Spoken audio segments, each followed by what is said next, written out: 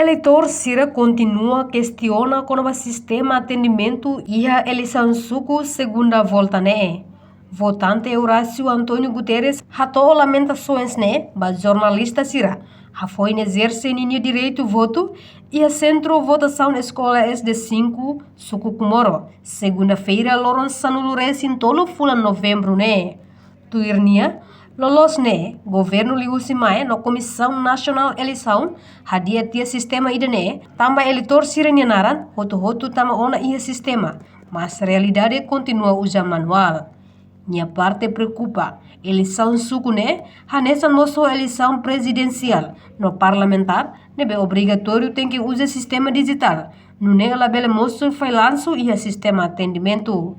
Sim, sistema nebe precisa estatal no está sira hadia maka idane naran hotu nebe ke ihti sistema ne laran nusama ka tem que ser narane mai haker kolimande buat tidak haker kolimane lori tempo depois se hare cartão eleitoral nia nomer se hare haker ke mania naran baru balon ne benaro idane maka sei lori tempo então halo itania cidadão e a primeira ronda ne quase para clima que lá participa tambah sistema ne sala ne be hau hanoing agora da tau idane pa segundo ronda idane e dia ko ituane tan tau ona emana intolo ene ba ne be bele facilita la lais mas be na sinke emana intolo ne dia kona tamba nia se usa sistema ida hakerek ida ne precisa hadia tamba lolos ne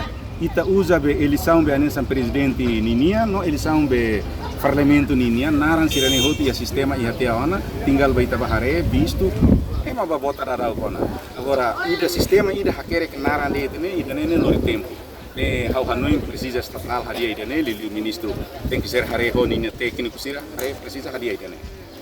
Pelo contrário, o atual chefe suco Kumoro, Eurico da Costa, eleição suco fase da ruakne, diagliu comparou fase da huluk.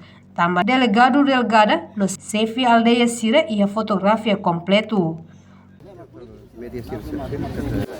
Ya, primeira reunião ya horas ya mudança de kalau kalau sistema terkenal nih untuk demorado for vítima vulnerável para agora segunda ronda mana irwade nele realmente para mil escritores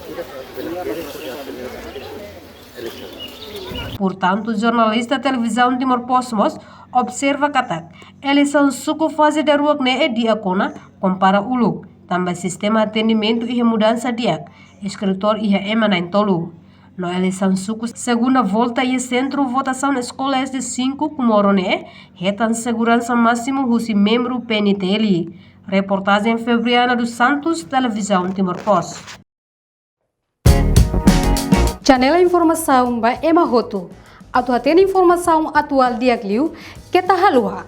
Haneha botão subscribe, like, halo comentário no faz botão ba media sosial Hoto.